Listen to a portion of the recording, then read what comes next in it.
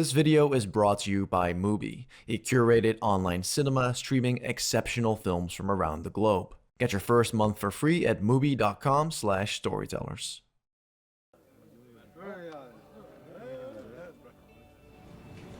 One of the reasons I came is because there seems to me to be for years an incredible lack of strong men, clear men, powerful men in this world.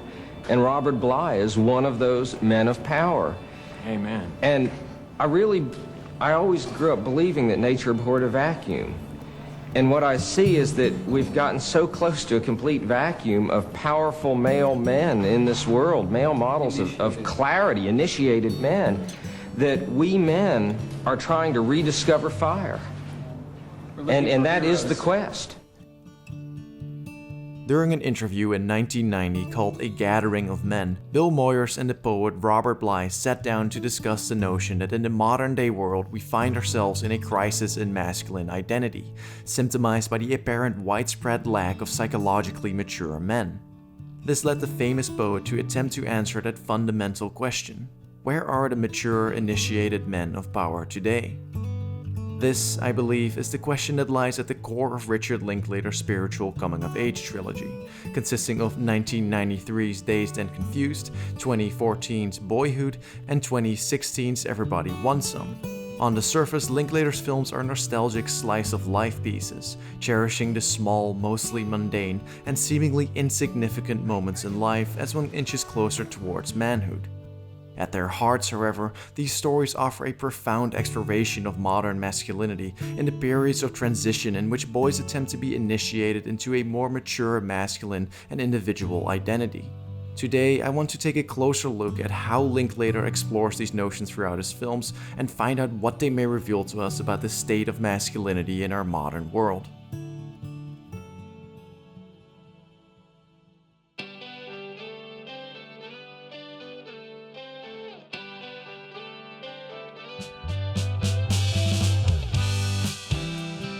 Linklater's coming-of-age films follow the lives of several boys in various transitory periods of their young lives, in which they are forced to reconfigure their place in the world. Dazed and Confused is set during the chaotic last day of school and the start of summer, in which it's the end of middle school for some and the beginning of senior year in high school for others. Similarly, Everybody Wants Some captures the transition between high school and college, set during the carefree weekend before classes commence. And Boyhood, on its part, makes transition the focal point of its story as it follows and revisits its protagonist over a 12-year time span between the ages of 7 and 18. In essence, what binds these stories together is that they're explorations of the transitory period of adolescence, celebrating the development of one's individual identity in the formative years that stand between boy and man.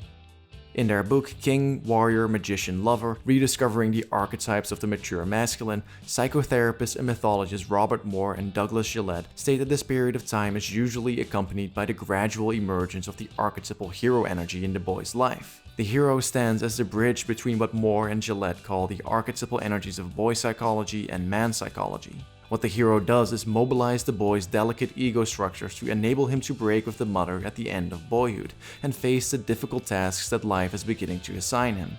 The hero is a rebellious force who pushes the boy to distance himself from the forces of authority who controlled and nourished him in his childhood. Here we can observe the boy who sneakily embarks on his first night out in absence of parental supervision, or the high school football player who refuses to sign his coach's no drugs and alcohol contract. This is the high school graduate who transitions into the near boundless freedom in life as a college student, and its energy is also found in the disregard of the house rules posed by the baseball coach. But come on, man, you guys are already breaking the alcohol rule, or is there a waiver for Lone Star? And in Boyhood, the emergence of the hero is marked by Mason's increasing attempts to distance himself from the control of various parental figures. In this perfect world where no one's controlling you, that's different. What changes? Everything. I mean, I just want to be able to do anything I want. These rebellious ventures force the boys to face the outside world on their own. The hero energies call upon the boy's masculine reserves in order to establish his independence and his competence, for him to be able to experience his own budding abilities, to push outside of the envelope and test himself against the difficult, even hostile forces in the world. The wise, newly initiated hero takes notes from other heroes on how to negotiate this new world, It'd be a pretty cool move to show up and let him know it doesn't bother you that much. and learns when and how to keep himself in check. No, I don't know where the hell you think you going. You sitting this one out with that raw dog bullshit. Sit here, boy. The hero throws the boy up against the limits, against the seemingly intractable. It encourages him to dream the impossible dream that might just be possible after all, if he has enough courage. Oh yeah, we're taking it this year, fellas. All the way. It empowers him to fight the unbeatable foe that, if he is not possessed by the hero, he might just be able to defeat. It is the hero energy that helps to forge dreams and ambitions in the boy's life, that sparks his creativity and his inspiration, and that gives him the courage to go out into the world and forge his own destiny. What matters is just getting in that groove, where the whole world kind of goes away and just doing what I'm supposed to be doing.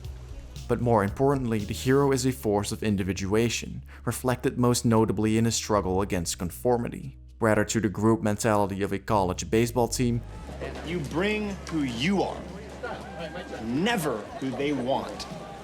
or to society as a whole. But it's like a preordained slot that's already got your name and number on it. I don't think it's the key to my future. The hero enables the boy to begin to assert himself and define himself as distinct from all others, so that ultimately, as a distinct being, he can relate to them fully and creatively. It is the prowess of the emergent individual that stands at the core of Linklater's films about boys growing up. The journeys of his boys are ones that capture the development of an identity within the formative years of adolescence. Ones that give the finger to the grey conformity of society and the pressing hand of authority, and that embrace the power and the freedom of the individual. Let me tell you this, the older you do get, the more rules are gonna try to get you to follow. You just gotta keep living, man. Livin. They're love letters to that strange but magical period in life before one is pushed into the responsibilities of maturity. But in the meantime, the hero, full of creativity and life energy, moves out into the world in search of the next adventure to embark on, the next dragon to slay, the next frontier to cross.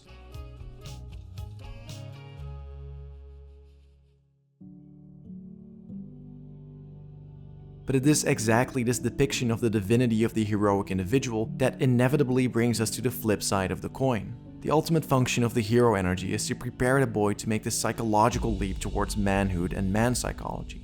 It is therefore vital that the hero eventually dies in order for the mature man to be born. But what happens when this transition remains absent in the boy's life? What happens when the hero becomes the final stop in one's psychological development? This is the issue that lies at the heart of what Moore and Gillette see as the present-day crisis in masculine identity. They declare that due to a number of societal factors, it has become increasingly difficult for boys to make the leap towards mature manhood, leading to an enormous surplus of psychologically immature men. This dominance of stunted boy psychology similarly runs rampant throughout Linklater's films. This is especially apparent in Boyhood, in which Mason is forced to grow up under the thumb of numerous abusive and at times even physically violent stepfathers. I think that's fucking funny. These immature men do not welcome the psychological development of their children because it would come to threaten their own immaturity. Their stunted masculinity has given way to envy and resentment towards those who are striving to unfold who they are in the fullness of their being. These tyrants are scared boys at heart, seeking to conquer and dominate others rather than truly relate to them. Brother had a little accident. Now she's being dramatic. On the other side of the coin, we can observe the man embodying the eternal hero lost in time. This is the biological father who leaves his family because he fears that the weight of parental responsibility will come to threaten his precious individual freedom. Are you back? We'll see. He's the old devil-may-care rebel who drives an inefficient car without seatbelts, restless in his urge to go on his next adventure in order to cling on to the blissful freedom of his past. That's what I love about these high school girls, man. I get older, they stay the same age. Yes, they do. Look, he's probably just a guy that wasn't quite good enough to play pro ball, but he loved baseball and he just wanted to keep playing. And living the college life. Maybe that too. Is he still in Alaska? Oh, that's what your uncle says. Probably taming polar bears or something. Yeah, well, I hope they're taming him. The eternal hero is a man who cannot truly see beyond himself. beyond the pleasures of short-term gratification and beyond the delusions of his impossible dreams. For the man who is still possessed by his inner hero hasn't met his limit, hasn't shown true humility, and hasn't found his centeredness and his responsibilities as an adult. Therefore, he is stunted in his ability to guide the young towards manhood beyond his own immaturity. Go get that McCain sign, would you? What? Get the McCain sign. Go whip it up, come on. Without guidance of the mature masculine, the hero becomes vulnerable towards the influences of the hero's shadow pole, which fuel him with a need to impress and dominate others to show his superiority. Well, I'm a fucking raw dog, alright? Dog. Anybody who fucks with me, they don't get fucked with back. They get fucking killed. Oh, it's Joe Benyon flunked? Yeah, what a dumb shit. When the hero's self-perceived birthright to the center stage is challenged, he may act out in a rageful display of vicious verbal and often physical abuse, aimed at staving off recognition of his underlying cowardice and his deep insecurity. The shadow hero, or the grandstander bully, is therefore not a team player, but a loner, and if the boy fails to free himself from the pull of this archetype, he opens himself up to the danger of alienation and ultimately of his own demise. Without guidance, the boy possessed by his inner hero may be tempted to always put himself above all and everyone else. It ain't just about you, pal, it's about us, you know, me, Donnie, Mel. You be fucking us over. Additionally, he may come to overvalue his place as the hero of his own story, and he might therefore put the expediency of short-term gratification over investing in his future. Well, boys, here for a good time, not a long time, right? Oppositely, the lack of mature masculinity can also deprive the boy of the spirit, the courage, and the clarity of purpose that would otherwise provide meaning in his life. So what's the point? Or what? I don't know any of this. Everything. He may end up feeling detached, isolated, and cut off from true human relationships, retreating into a dreamy state through which he attempts to fill up this lack. What am I thinking about? Baseball. Having a tail. Cereal. Fuck. Alternatively, the boy may come to question and even rebel against the structure of reality itself. But now that I don't play on a team anymore or am doing anything particularly respectable, I'm like, fuck it. Whatever, man.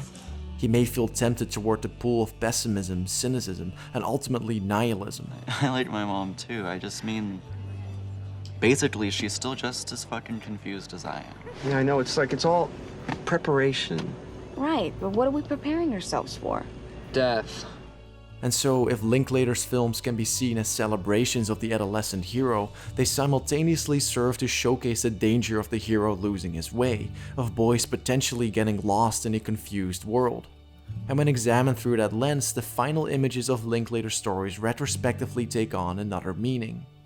The driving away into the sunrise at the end of Dazed and Confused becomes not an image of the celebratory freedom of youth, but of a misguided boy possessed by his inner hero refusing to grow up and take responsibility in his life. Similarly, the final shot of Jake and Plum smilingly falling asleep at the start of their first class marks the potential victory of the eternal hero, with the boys drifting off into a dream of their next adventure. And finally, Mason's decision to trip out on mushrooms in the desert instead of attending his university's orientation can be seen as the final image of a confused and alienated boy in desperate search of meaning in his life. So what then are we ultimately to take away from these multi-layered stories? In the end, Linklater's films about boys growing up mirror the story of masculinity in the modern age. In doing so, Linklater reveals a deeper truth about our human experience and the role masculinity has within it. His films empathetically show us the power and the importance of the hero energy in the boy's life, and its ultimate destructiveness and its weakness if not harnessed properly. But most of all, these stories or these slices of life convey to us that masculinity as a primal force is not something that's to be taken for granted or to be done away with entirely. Instead, it's a force in desperate need of guidance, something to be cherished, nourished, and developed, now more than ever.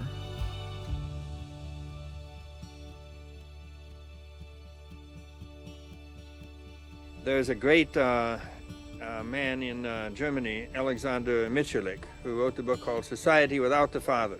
And he doesn't fool around. He's saying, you know, it isn't that we have a weak father. It's not we got a remote father. We don't have a father. The society doesn't. Thank you to Mubi for sponsoring this video. Mubi is a uniquely curated streaming service that makes it a lot easier to find a good movie to watch, because at any given time they have just 30 films available. Every day they add a film, and every day they take one away.